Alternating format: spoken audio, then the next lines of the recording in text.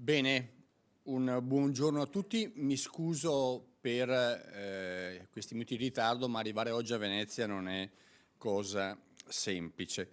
È veramente un grande piacere appunto darvi il benvenuto a questa conferenza, Venezia Incrocio di Itinerari, che nasce dall'incontro fecondo di 3 percorsi culturali, Intervitis, Destination Napoleon e Via Querinissima, 2 dei quali riconosciuti dal Consiglio d'Europa, oggi riuniti in un progetto comune che ha al tempo stesso visione e responsabilità.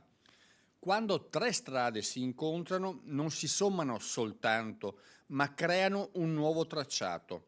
Così avviene anche con i cammini della cultura, che generano senso, identità e futuro.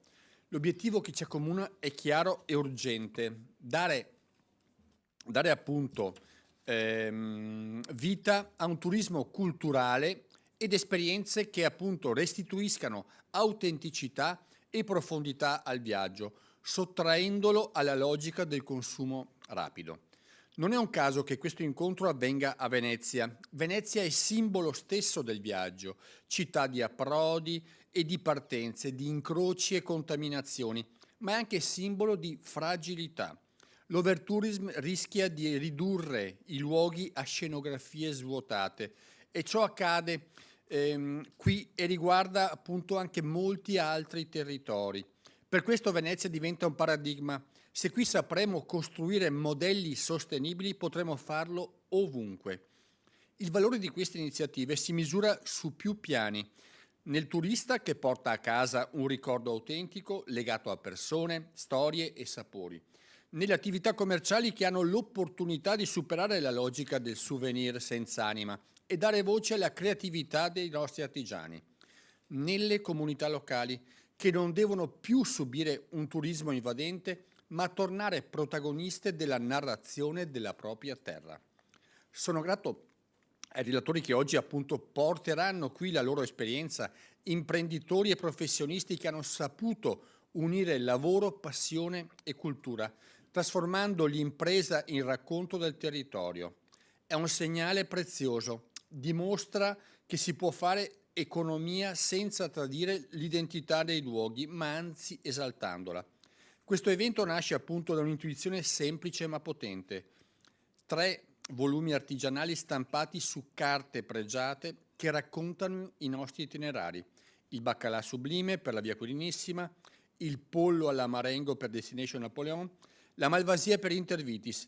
3 libri che non sono appunto soltanto oggetti, ma simboli di un'Italia che sa trasformare il bello in racconto e il racconto in valore. Non meno significativo è l'apporto di chi ha ideato e progettato percorsi turistici ispirati a questi itinerari, restituendo a Venezia nuove esperienze da vivere, concrete, eleganti, coerenti con lo spirito di ciascun cammino. È un dono alla città e a chi la visiterà, un contributo che arricchisce di qualità e di senso l'offerta turistica.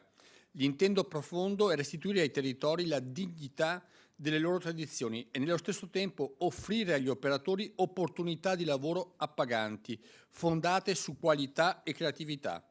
Penso all'esempio dell'architetto Molinari, autore del volume dedicato alla Malvasia, che oggi ha scelto di diventare oste, proponendo un locale dove si riscopre la cultura di questo vino e con essa la memoria delle nostre terre. Vendere suggestioni, raccontare bellezza, fermare il tempo: questo è il cuore del messaggio che vogliamo trasmettere, perché un turismo di qualità non si limita alla visita, diventa esperienza, emozione, memoria viva. Oggi insieme proviamo a immaginare un turismo diverso, consapevole, sostenibile, profondamente umano. Venezia e il Veneto hanno sempre insegnato al mondo che il viaggio non è solo spostamento nello spazio, ma crescita dell'anima. E mai come ora abbiamo bisogno di riscoprire questa verità. Grazie per essere qui oggi, per condividere con noi questa visione, per contribuire a renderla realtà. Grazie ancora e veramente buon lavoro a tutti qui oggi. Io chiamerei Nicoletta Martorana, motore di queste iniziative a gestire appunto la giornata. Io mi scuso, ma anche col segretario abbiamo il Consiglio regionale da far iniziare, quindi poi appunto faremo un resoconto finale e veramente buona giornata di lavoro a tutti. Nicoletta, prego. Buongiorno a tutti. Procediamo con i primi saluti istituzionali. Inviterei il direttore della sede italiana del Consiglio d'Europa, Mario Schwetz, per un saluto, e l'assessore al turismo del Comune di Ancona, anche membro di Destination Napoleon.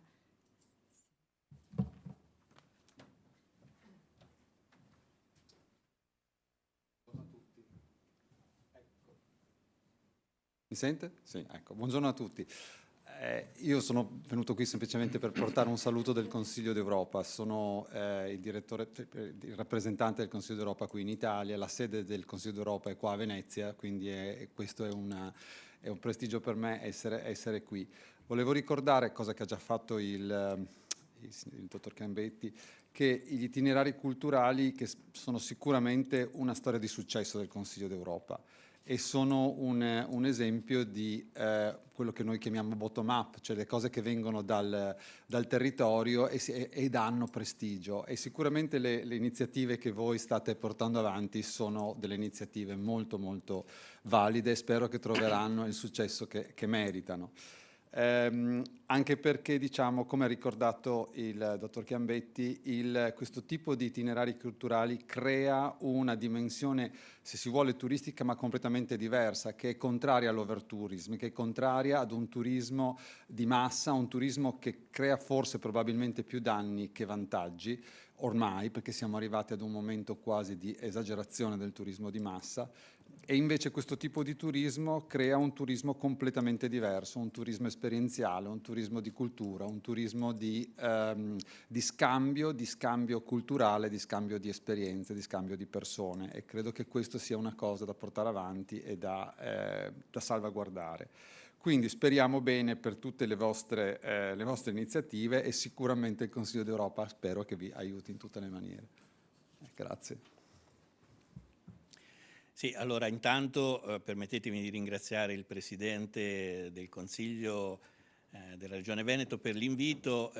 Diciamo che il Comune di Ancona è onorato di essere qui in questo prezioso contesto per parlare di quello che può essere il contributo che può dare una città come Ancona, ma io direi più che altro tutta la Regione Marche, visto che il nostro capoluogo è il capoluogo di una regione che da Ancona si raggiunge in un'ora, no? Qualsiasi città, qualsiasi località, e abbiamo delle realtà bellissime, dalla città di Urbino, che dal punto di vista culturale credo che non abbia proprio veramente da invidiare a nessuno. Abbiamo anche delle manifestazioni culturali bellissime, abbiamo lo Sferisterio di Macerata, abbiamo il ROF di Pesaro, ecco, abbiamo tutta una serie di iniziative che possono aiutare anche l'overtourism di cui si parlava prima a diffondere il turismo sul resto del territorio nazionale, con una collaborazione che secondo me può essere molto proficua. Ancona è una piccola repubblica marinara, è stata una piccola repubblica marinara rispetto a Venezia, non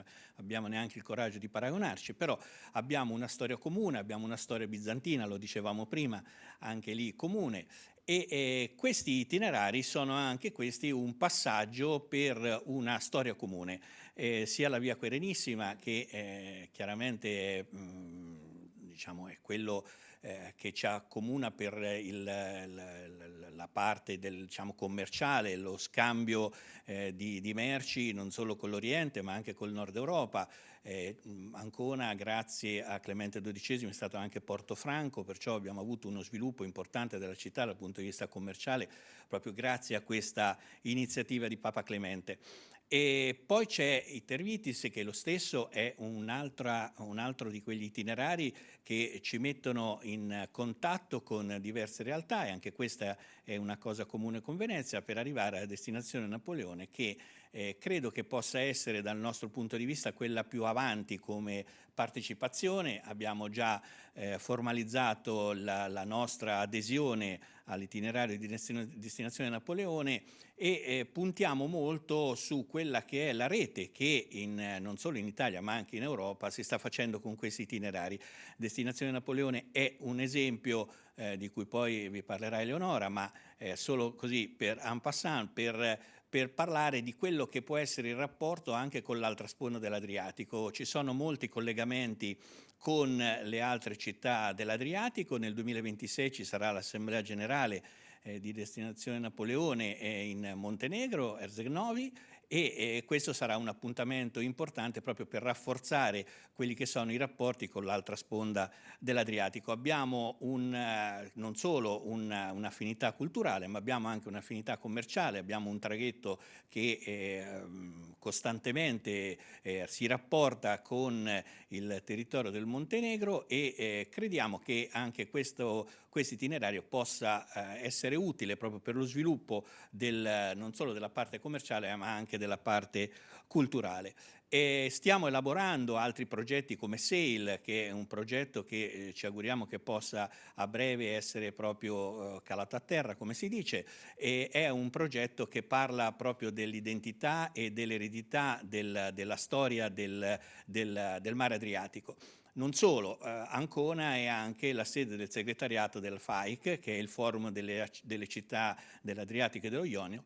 Venezia non ne fa parte, perciò magari da questa collaborazione che ci auguriamo che possa intensificarsi nel corso del tempo, magari potrà venire fuori pure un'adesione di Venezia a questo che è secondo noi un progetto molto interessante, anche con l'adesione in previsione a breve di alcune nazioni dell'Est Europa all'Unione Europea. Io penso che possa essere un passaggio importante per favorire, per preparare il terreno a un'adesione convinta e una collaborazione stretta. Ecco, per cui sono veramente onorato, orgoglioso di essere qui oggi e abbiamo iniziato una piccola collaborazione in occasione dell'Ulisse Fest con Venezia, in particolare con la Peggy Guinai Collection, e mi auguro che ci possa essere, visti i rapporti che ci sono stati in passato comunque tra le repubbliche marinare, ancora ripeto una piccola repubblica marinare che poi non andava sempre d'accordo con Venezia, devo dire la verità,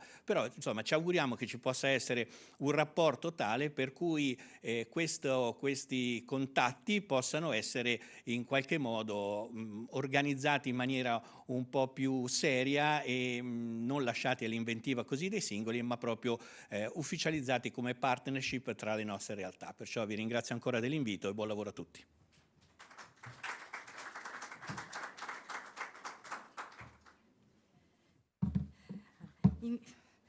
Il dottor Stefano Trovato, direttore della Biblioteca Nazionale Marciana, che è socio onorario della Via Querenissima, dell'Associazione Internazionale, e che ci ha aperto le porte della biblioteca e con il quale lavoriamo ad eventi e iniziative assolutamente interessanti.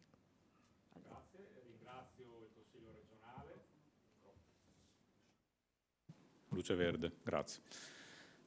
Grazie, allora ringrazio il Consiglio regionale per il cortese invito, la dottoressa Martorana e il presidente Ciambetti. E la Biblioteca Marciana è una delle più importanti biblioteche non solo veneziane, direi anche non solo italiane, per il patrimonio che conserva, che rispecchia anche la storia di questa città unica al mondo come Venezia, e inoltre è, se non l'unica, una delle poche istituzioni della Repubblica di Venezia sopravvissute e attive senza soluzione di continuità.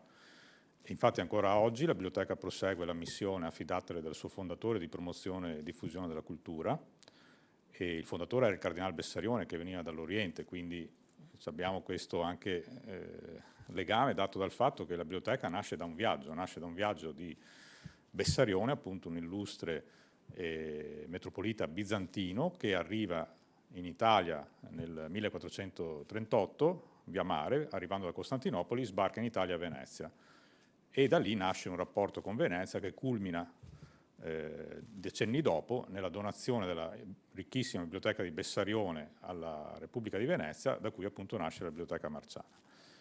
E a me piace definire la biblioteca un macrocosmo, perché contiene tanti piccoli mondi, tanti microcosmi, appunto, e tra questi microcosmi la Biblioteca Marciana possiede anche importantissime raccolte sul tema del viaggio.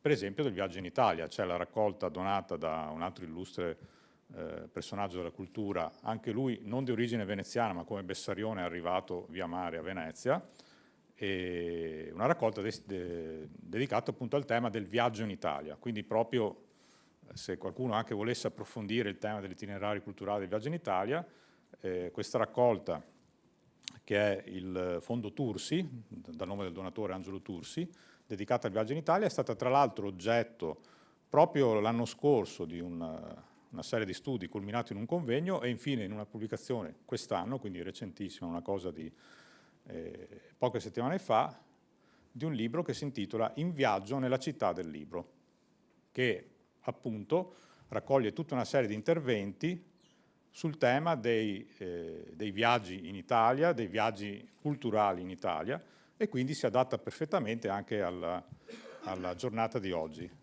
Io auguro quindi un buon lavoro. Devo scusarmi perché purtroppo il direttore di biblioteca ha tantissime cose da fare, tra l'altro è alle 11 oggi, ha pure un importante incontro con la Direzione Generale Biblioteche di Roma in videoconferenza, quindi io mi scuso già in anticipo, ma vi ringrazio ancora il Consiglio regionale e auguro di nuovo buon lavoro. Grazie.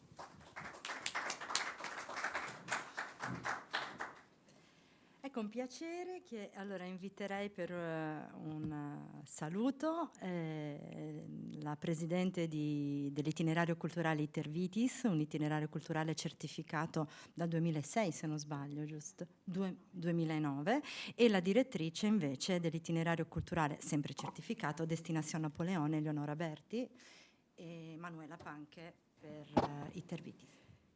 Buongiorno a tutti, è veramente un'emozione essere qua dopo un anno. Abbiamo fatto un primo evento un po' ristretto e destinato a studenti universitari un anno fa e poi abbiamo pensato e ripensato a come riunire i nostri sforzi per fare qualcosa di interessante e significativo a Venezia. Quindi oggi è una buona occasione per celebrare questo, che è un bellissimo programma del Consiglio d'Europa, come diceva il direttore prima.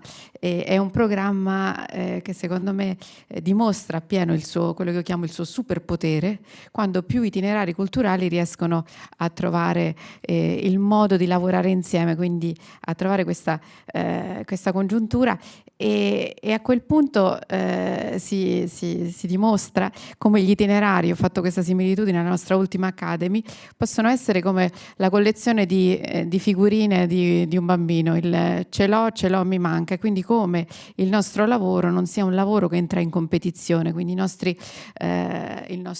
prodotti turistici, i nostri progetti sono progetti che si integrano bene, e lavorando insieme possiamo diventare dei moltiplicatori di visibilità e di valorizzazione per le nostre destinazioni. Ovviamente su Venezia abbiamo terreno fertile perché è quale destinazione più evocativa, e devo dire, entrando nel particolare di Itervitis, qualche tempo che focalizziamo la nostra attenzione su Venezia. Itervitis, diciamo, è nato nel 2007, certificato nel 2009 e in 26 paesi valorizza l'identità legata alla storia della viticoltura. Quindi parliamo della viticoltura come simbolo per l'Europa, ma come continente Europa, non come Unione Europea, e dico sempre potrebbe essere un itinerario anche per astemi, quindi andiamo a censire quelle che sono gli attrattori culturali, storici, artistici, paesaggistici che testimoniano questo valore enorme della produzione vitivinicola per il nostro continente. Su Venezia il patrimonio è enorme, probabilmente anche inaspettato, perché quello che si diceva anche prima con gli altri relatori è che il nostro sforzo è nel valorizzare una Venezia segreta, una Venezia inaspettata, una Venezia per qualcuno che magari ha anche rinunciato a Venezia perché ha paura di imbattersi in troppe folle, quindi reinteressare anche un determinato target alle visite a Venezia, visitare Venezia, scoprire Venezia. Nel nostro caso abbiamo ritrovato appunto storia, paesaggio, natura, campelografia e abbiamo trovato oltre alla destinazione anche un gruppo di lavoro forte, perché quello che abbiamo trovato a Venezia è stato l'entusiasmo di voler lavorare su queste tematiche. La Laura Riolfatto che sentirete dopo, l'architetto Molinari, Gianluca Bisol e Luca Carnevali con l'esperienza di Venissa, la Isabella Mavelia che tra l'altro noi stiamo realizzando la 15ª di queste SMAPS, che sono le mappe per una Venezia sostenibile, e questa in collaborazione con Itervitis sarà proprio disegnerà anche l'itinerario del vino a Venezia, Top Venice, quindi come unire la parte culturale anche a una parte turistica con dei prodotti concreti.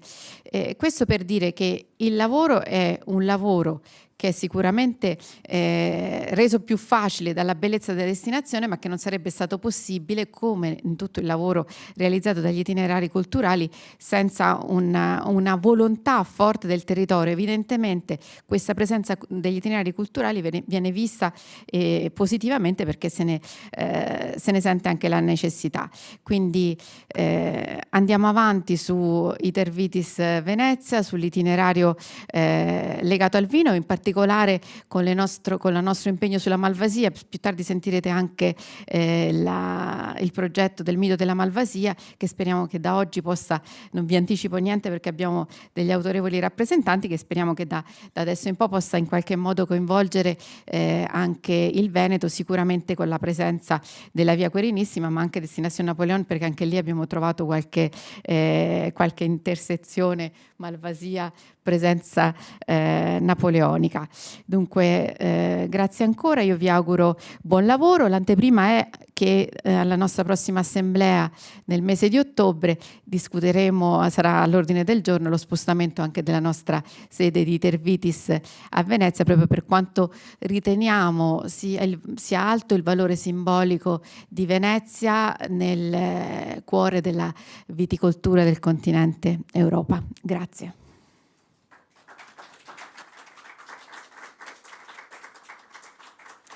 Buongiorno anche da parte di Destination Napoleon. Parlare di Napoleone a Venezia è una sfida, quindi vorrei giusto illustrarvi cosa è Destination Napoleon.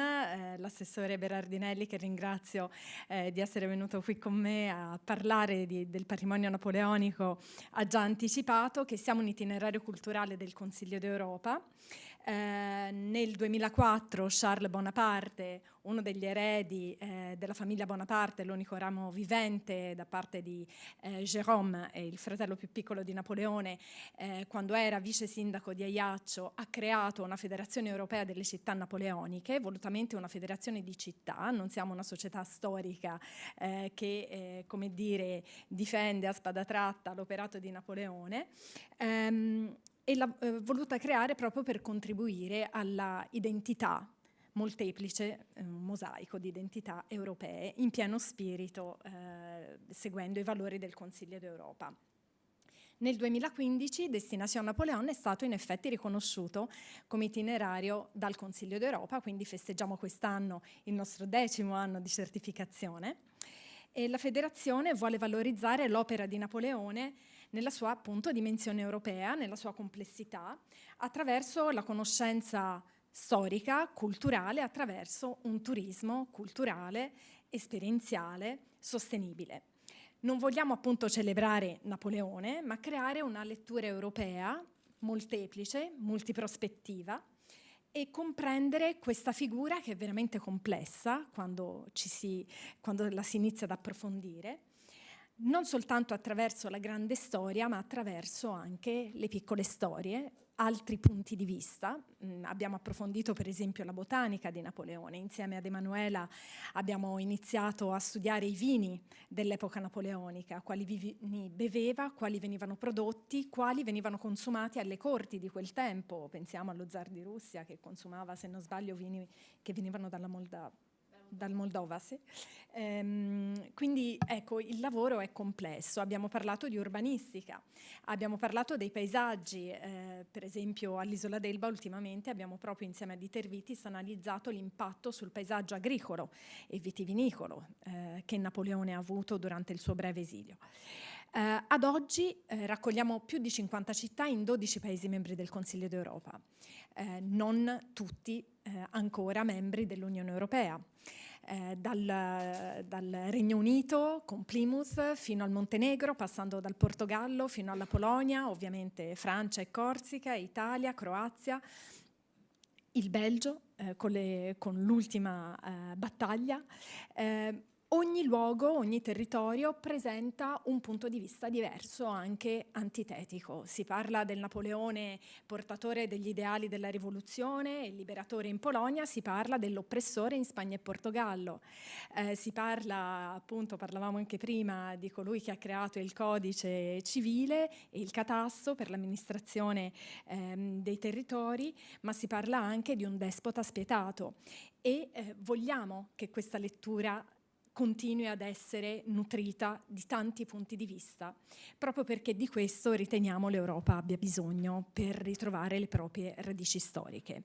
Stiamo anche iniziando un lavoro, e guardo il direttore dell'Ufficio di Venezia del Consiglio d'Europa, con l'accordo parziale sull'insegnamento della storia del Consiglio d'Europa, che ci userà probabilmente come pilot, come esempio di come gli itinerari siano davvero un programma all'avanguardia, anche come dire, laboratorio delle convenzioni e dei valori del Consiglio d'Europa, anche dal punto di vista dell'insegnamento, perché quando si studia l'epoca napoleonica generalmente ognuno studia la sua epoca a livello nazionale, ma lavorando su Destination Napoleon si scopre per esempio che in Portogallo Wellington ha avuto una parte fondamentale e si scopre appunto come la storia anche del regno portoghese dell'epoca sia stata impattata dalle invasioni francesi, tanto che il re emigrò in Brasile spostando la capitale del Portogallo. Quindi ecco, in effetti parlare di Napoleone a Venezia non è poi così difficile se si tiene in considerazione che anche questo capitolo della storia della città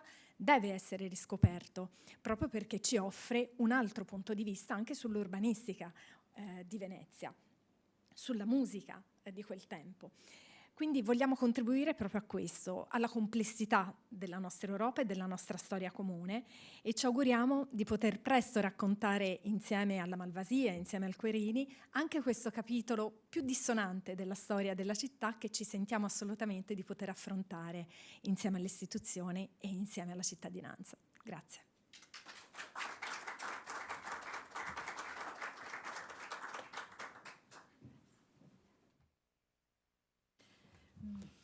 Bene, passerei allora alla seconda parte della conferenza e inviterei intanto Anna Alberati e anche Francesco Molinari, che sono le prime persone che ho conosciuto, appassionati autori di tre dei libri che praticamente hanno ispirato questa conferenza.